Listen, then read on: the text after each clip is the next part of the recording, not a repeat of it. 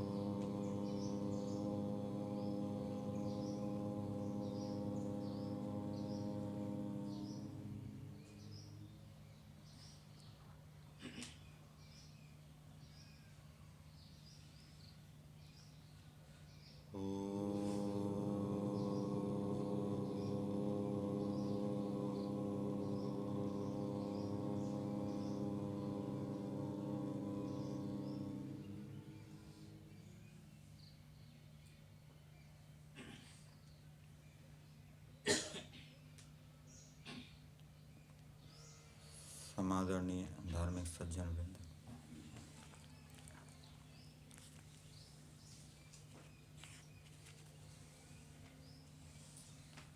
आज जिस मंत्र का स्वाध्याय किया गया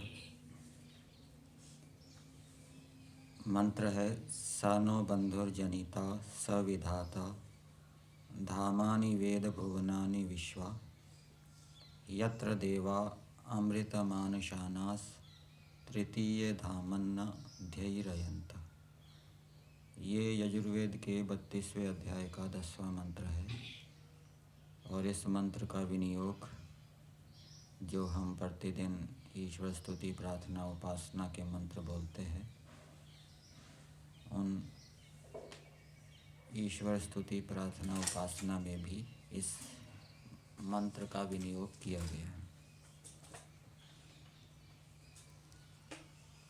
महर्षि दयानंद कृत वेद भाष्य को आधार बनाते हुए इस मंत्र के ऊपर विचार करेंगे।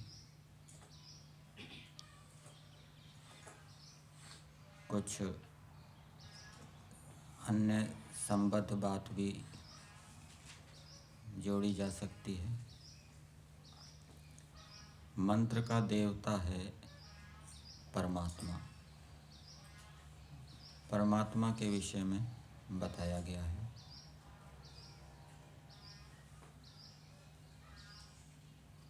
कुछ विद्वान लोग सामान्य मनुष्यों को ईश्वर के विषय में बता रहे हैं कि वह ईश्वर कैसा है। पहली बात बताई सानो बंधुर्जनिता वर्तते। यहाँ पर क्रिया का अध्ययन करेंगे। वह परमेश्वर हमारा, ये जो नो है ये दोनों के साथ जुड़ जाएगा, बंधु के साथ भी और जनिता के साथ। हमारा बंधु और हमारा जनिता है। बंधु शब्द बंध धातु से बनता है, वो प्रत्यय आ जाएगा। येन सह ईश्वरेन बध्यते, जिसके साथ ईश्वर के द्वारा हमें बांध दिया जाता है। पुत्र के साथ पिता को ईश्वर ने बांध दिया, भाई के साथ भाई को बांध दिया, बहन को बांध दिया। किस लिए बांध दिया? व्यवहार सिखाने के लिए, जिससे कि उनके साथ ठीक उचित यथा योग्य अहिंसक न्याययुक्त व्यवहार करना मनुष्यों को आ जाए। और जब लौकिक संबंधों में व्यक्ति व्यवहार कुशल हो जाता है, फिर ईश्वर के साथ व्यवहार करने की योग्यता भी उसके अंदर आती जाती है। ईश्वर को भी वो बंधु के रूप में देखता है, समझता है। बंधु का अर्थ यहाँ पर वेद भाष्य के अंदर किया है, भ्राता इव मान्यः सहायः। भ्राता भाई को कहते हैं, भाई के समान, मान्य है अर्थात मान करने योग्य। भाई मान करने योग्य होता है, ये संकेत है। छोटा भाई भी होता है और बड़ा भाई भी होता है। छोटा भाई भी मान करने योग्य होता है, उसका सम्मान करना चाहिए, अर्थात उसकी आवश्यकताओं की पूर्ति करनी चाहिए, उसके कार्यों में सहयोग करना चाहिए। और वो छोटा भाई भी कोई अच्छी बात बताए, उसको ग्रहण करना चाहिए, स्वीकार करना चाहिए। बड़ा भाई भी सम्मान करने योग्य है, बड़े भाई का भी सम्मान करना चाहिए, उसके कार्यों में सहयोग करना चाहिए, उसकी कोई समस्या है उसका समाधान करना चाहिए। और वो कोई निर्देश करता है तो उसके अनुकूल चलना चाहिए, यदि वो निर्देश धर्मानुकूल है। जब माता पिता नहीं रहते तो बड़ा भाई ही पिता के समान होता है। तो जैसे भाई का सम्मान किया जाता है, वैसे ही ईश्वर का भी सम्मान करना चाहिए, ईश्वर का भी सहयोग करना चाहिए, ईश्वर के कार्यों में सहयोग करना चाहिए, ईश्वर के कार्यों में बाधा नहीं डालनी चाहिए। जब हम वेद के अनुकूल चलते हैं तो ईश्वर के परोपकार के कार्यों में हम सहयोग देते हैं। ईश्वर चाहता है कि सभी प्राणी उन्नति करते हुए, सुखों को बढ़ाते हुए मोक्ष को प्राप्त करें। तो हम भी यदि वेद के अनुकूल चलते हुए और दूसरों को उपदेश देते हुए, सिखाते हुए, उनको धार्मिक बनाते हुए, उनकी विद्या को बढ़ाते हुए प्रयास करते हैं, तो ये एक प्रकार से हम ईश्वर के कार्य में सहयोग कर रहे हैं। और ईश्वर की जो आज्ञाएं हैं उसका पालन करना चाहिए, ये भी ईश्वर का सम्मान है। तो जो मनुष्य ईश्वर का सम्मान करता है, ईश्वर के कार्यों में सहयोग करता है, संसार के प्राणियों का सुख बढ़ाने के लिए प्रयास करता है, क्योंकि ईश्वर चाहता है कि सभी प्राणियों का सुख बढ़े, दुख छूटे। जो इस प्रकार से ईश्वरीय कार्य में सहयोग करता है तो ईश्वर उसका विशेष रूप से सहायक होता है, बंधु के समान उसका सहायक होता है। और दूसरा बंधु का अर्थ किया है सहायः। सहायः कहिए या सहायकः कहिए, दोनों का एक ही अर्थ है, सहायः या सहायकः, सहायता करने वाला। तो ईश्वर किसकी सहायता करता है? आपने प्रार्थना के फल सुने होंगे। प्रार्थना के क्या क्या फल होते हैं? निरभिमानता, उत्साह की प्राप्ति और सहायता। तो प्रार्थना जब पुरुषार्थ पूर्वक, धर्म युक्त पुरुषार्थ पूर्वक प्रार्थना जिस विषय में की गई है उसके लिए प्रार्थी के द्वारा जब पुरुषार्थ किया जाता है, तब ईश्वर उसकी सहायता करता है। बंधु के समान होकर उसकी उस प्रार्थना की पूर्ति में ईश्वर सहायता करता है। और एक जगह आपको ये भी मिलेगा लिखा हुआ कि ईश्वर की कृपा और सहायता से कठिन से कठिन कार्य भी सरलता से सिद्ध हो जाता है। तो ईश्वर की सहायता प्राप्त करने के लिए हमें ईश्वर का सम्मान करना चाहिए, उसके अनुकूल चलना चाहिए। स नो बंधुर, वह हमारा बंधु है। फिर जनिता शब्द आया है। जनिता का अर्थ प्रकट होने वाला भी हो सकता है। जनि प्रादुर्भाव धातु से जनिता बन जाएगा। ईश्वर प्रकट होता है। कहाँ प्रकट होता है? प्रजापतिश्चरति गर्भे अंतर जायमानो, अजायमानः वहाँ लिखा है, जो कभी उत्पन्न नहीं होता। लेकिन अन्यत्र आपको मिलेगा कि ईश्वर विद्वानों के हृदय में प्रकट होता है, अपना स्वरूप दिखाता है। तो वो अर्थ यहाँ पर नहीं लिया। यहाँ पर वेद भाष्य में जनिता का अर्थ किया है जनयिता, निजंत प्रयोग किया है, उत्पन्न करने वाला। तो ईश्वर सारे संसार को उत्पन्न करने वाला है, हम सबको उत्पन्न करने वाला है। हमारे पास जो स्थूल शरीर है, सूक्ष्म शरीर है, उन सबको ईश्वर ने बनाया है।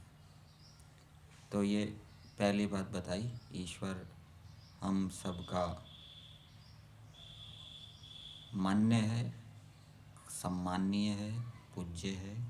हमें ईश्वर की पूजा करनी चाहिए, सम्मान करना चाहिए। और ईश्वर हम सबका उत्पादक है।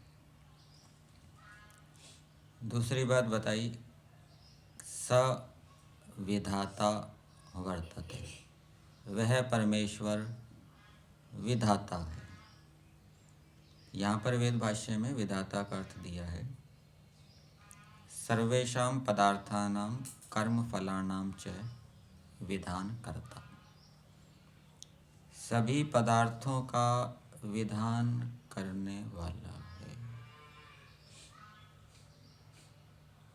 कौन से पदार्थ किस प्रकार से बने हैं? ये संसार प्रकृति से बना है। प्रकृति के अंदर सत्वगुण, रजोगुण, तमोगुण होते हैं।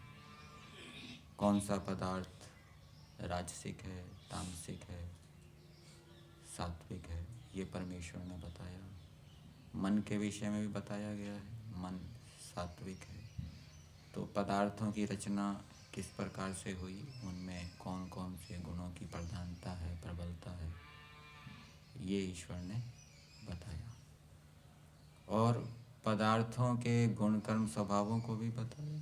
वायु, अग्नि, जल आदि के गुणों को भी, सूर्य, चंद्रमा आदि के गुणों को भी ईश्वर ने वेदों के माध्यम से बताया कि इनके अंदर ये विशेषताएं होती हैं, रचना की दृष्टि से भी और गुण कर्मों की दृष्टि से भी। और दूसरी बात लिखी है कर्म फलानाम विधान करता। कर्म फलों का भी परमेश्वर विधान करने वाला है। कौन से कर्मों का क्या फल मिलेगा? शरीर से किए गए कर्मों का फल, शरीर से यदि पाप कर्म किए तो वृक्ष आदि का शरीर, वाणी से किए पाप कर्मों का फल पक्षी आदि का शरीर। ये आपको सत्यात प्रकाश के 9वें समोल्लास के अंदर मिलेगा। तो कौन से कर्मों का क्या क्या फल होता है?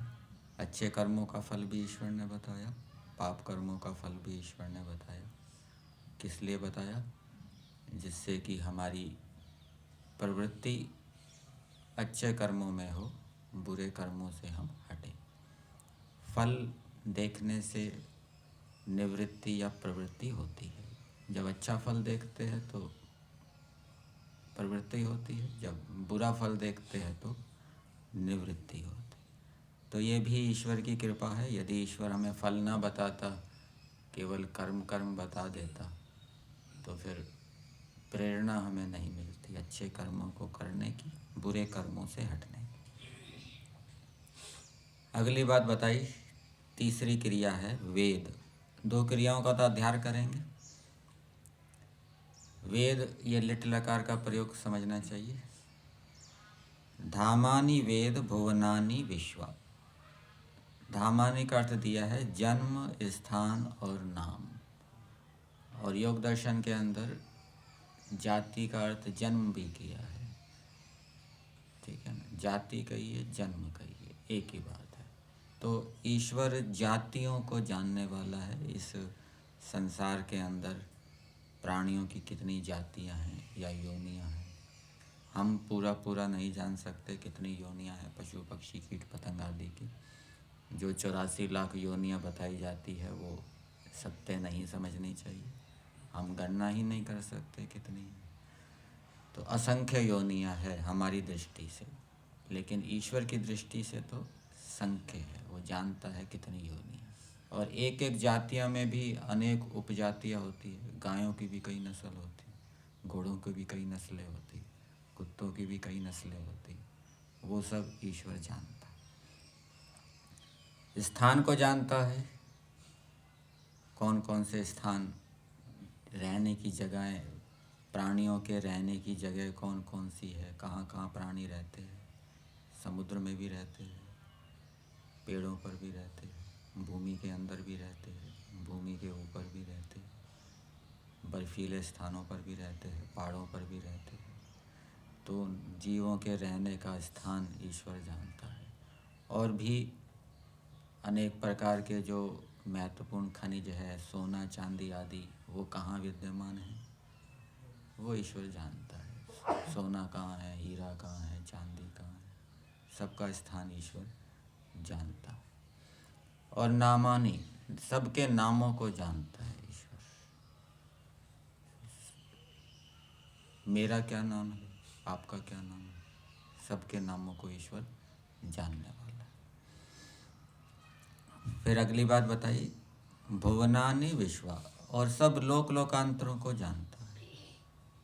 इस सृष्टि के अंदर कहाँ कहाँ जीवन है, पृथ्वियाँ हैं जहाँ मनुष्य रहते हैं, ईश्वर जानता है।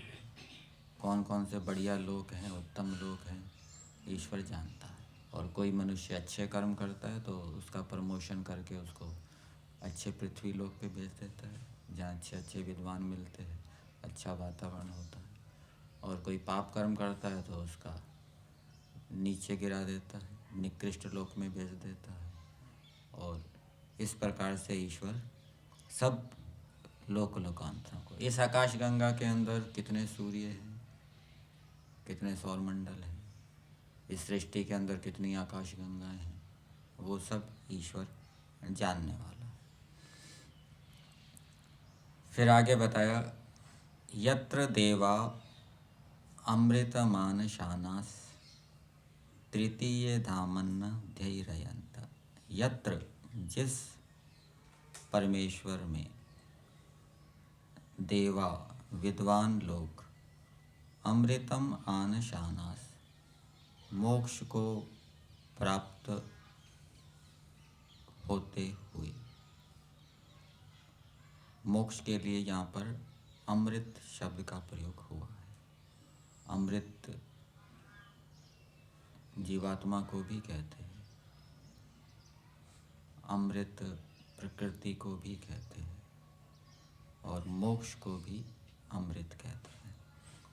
तो जिस परमेश्वर में देव विद्वान लोग मोक्ष को प्राप्त होते हुए, विद्वान कौन से, जो धार्मिक हैं, विद्यावान हैं और योगी हैं, वो ही मोक्ष को प्राप्त कर सकते हैं। जिनके अंदर ये तीन योग्यताएं नहीं हैं वो मोक्ष को प्राप्त नहीं कर सकते। तो जिस परमेश्वर में धार्मिक विद्वान योगी लोग मोक्ष को प्राप्त होते हुए तृतीय धामन्नी अध्ययरयंत, मोक्ष में अध्ययरयंत स्वेच्छापूर्वक विचरण करते। तो ये मंत्र प्रमाण है कि मोक्ष के अंदर जीवात्मा एक स्थान विशेष पर नहीं रहता, वो सब जगह घूमता है। और ईश्वर भी सब जगह नहीं है, ईश्वर भी एक जगह है। कोई ऐसा कहता होगा कि जीवात्माएं परम धाम में चली जाती है, तो परम धाम तो एक स्थान विशेष हो गया, उससे बाहर जा नहीं सकती, तो वो भी एक तो बंधन के समान हो गया, वो कोई मुक्ति नहीं है। कोई ऐसा कहे कि मोक्ष में वैकुंठ में चला जाता है, वैकुंठ में रहता है, तो वैकुंठ भी स्थान विशेष है, वहाँ से तो बाहर जा नहीं सकते, तो बंधन हो गया, फिर वो मुक्ति कहाँ हुई। तो मोक्ष के अंदर जीवात्माएं स्वेच्छापूर्वक परमेश्वर में विचरण करती है, और परमेश्वर सर्वत्र है, अनंत है, कोई भी स्थान ऐसा नहीं जहाँ परमेश्वर ना हो। और वो परमेश्वर कैसा है, उसके लिए दो शब्दों का प्रयोग किया है। तृतीय धामनी, वो परमेश्वर तृतीय है, अर्थात जीवात्मा और प्रकृति से विलक्षण है, विशेष लक्षण वाला है। जीवात्मा एक देशी है, अल्पज्य है, अल्प सामर्थ्य वाली है, लेकिन ईश्वर सर्वदेशी है, सर्वज्ञ है, सर्व सामर्थ्य वाला है। प्रकृति जड़ है, ईश्वर चेतन है। प्रकृति का सुख निम्न स्तर का है, लेकिन ईश्वर का सुख उत्कृष्ट है। प्रकृति भी एक देशी है, लेकिन ईश्वर सर्वदेशी है। इस प्रकार से ईश्वर जीवात्मा और प्रकृति से विलक्षण है। ऐसे परमेश्वर में पहला हो गया जीवात्मा प्रथमा, प्रकृति हो गई द्वितीय, और तृतीया कौन हो गया, परमेश्वर। तो उस परमेश्वर में, और दूसरा विशेषण दिया धामन, धामनी, आधारभूते, आधार स्वरूप परमेश्वर में, जो परमेश्वर सारे जगत का आधार है, ऐसे परमेश्वर में अध्ययरयंत सर्वत्र स्वेच्छया विचरन्ति, सब जगह अपनी इच्छा से, अपनी इच्छा से सब जगह विचरण करती है मुक्त जीवात्मा। संसार के अंदर बंधन की अवस्था में जीवात्मा अपनी इच्छा से सब जगह नहीं जा सकती। शरीर आदि का बंधन होता है, और भी अनेक बाधाएं होती है, असामर्थ्य होता है, साधनों का अभाव होता है। लेकिन मोक्ष में कोई साधन उसको नहीं चाहिए, वो ईश्वर की शक्ति की सहायता से जहाँ मुक्त जीवात्मा जाना चाहेगा वहाँ वो विचरण करेगा। तो ये कुछ बातें इस मंत्र में ईश्वर के विषय में बताई है। इस मंत्र के भावार्थ में दिया है, हे मनुष्यों, जिस शुद्ध स्वरूप परमात्मा में, जो परमात्मा शुद्ध स्वरूप वाला है, स्वरूप का अर्थ वैसे गुण कर्म स्वभाव लिया जाता है, और शुद्ध स्वरूप का अर्थ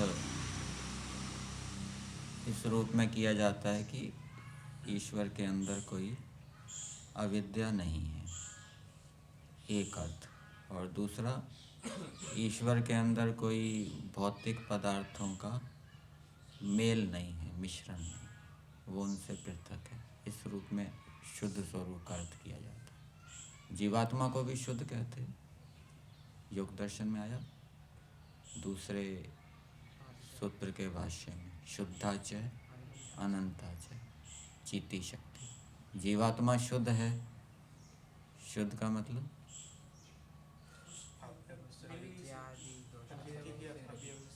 अवयवों का संघात नहीं है, इस रूप में इसका अर्थ किया जाता है। अथवा स्वभाव से पवित्र है, जीवात्मा स्वभाव से पवित्र है, लेकिन निमित्त के कारण उसके अंदर अपवित्रता उत्पन्न हो जाती है, नैमित्तिक। ईश्वर भी शुद्ध है, पवित्र है, पवित्र स्वभाव वाला। तो ऐसे परमेश्वर में योगीराज विद्वान लोग, यहाँ योगीराज और जोड़ दिया है, और साथ साथ में धार्मिक भी होना चाहिए। मुक्ति सुख को प्राप्त हो आनंद करते हैं, उसी को सर्वज्ञ, ये सर्वज्ञ कहाँ से लिया? धामानि वेद भुवनानि विश्वा, ये जानने अर्थ में सर्वज्ञ। सर्वोत्पादक, ये कहाँ से लिया? जनिता। और सर्वदा सहायकारी, ये सहायकारी अर्थ कहाँ से लिया? बंधु। तो उसको हमेशा हर समय सहायता करने वाला मानना चाहिए। ईश्वर हर समय सहायता करने के लिए तैयार है, बस जीवात्मा को पुरुषार्थ करने की आवश्यकता है। तो ऐसे परमेश्वर की उसको सहायकारी मानना चाहिए, अन्य को नहीं। और जब इस रूप में हम ईश्वर को मानेंगे, ईश्वर को सर्वज्ञ मानेंगे, सर्वोत्पादक मानेंगे, सर्वदा सहायकारी मानेंगे, और ये भी जानेंगे कि मोक्ष के अंदर जीवात्मा ईश्वर में स्वतंत्रता पूर्वक विचरण करते हैं, तो इससे ईश्वर का महत्व समझ में आएगा, विशेषताएं समझ में आएगी, और फिर हम उससे ज्ञान विज्ञान प्राप्त करने के लिए, उससे सहायता प्राप्त करने के लिए प्रयास करेंगे। यदि ईश्वर सहायकारी समझ में नहीं आएगा तो हम ईश्वर से सहायता लेने के लिए प्रयास नहीं करेंगे, ईश्वर से प्रार्थना नहीं करेंगे, बस केवल कर्म करेंगे, प्रार्थना नहीं करेंगे। बहुत से मनुष्य ऐसे हैं जो मिलेंगे, जो कर्म तो करते हैं लेकिन ईश्वर से प्रार्थना नहीं करते, और बहुत से मनुष्य ऐसे मिलेंगे जो प्रार्थना करते रहते हैं, कर्म नहीं करते। तो प्रार्थना के साथ साथ कर्म करने से ईश्वर की सहायता हमें प्राप्त होगी। तो ये कुछ बातें इस मंत्र के अंदर बताई गई है। ऐसे ईश्वर की उपासना करनी चाहिए, उसकी आज्ञा का पालन करना चाहिए। यहीं तक।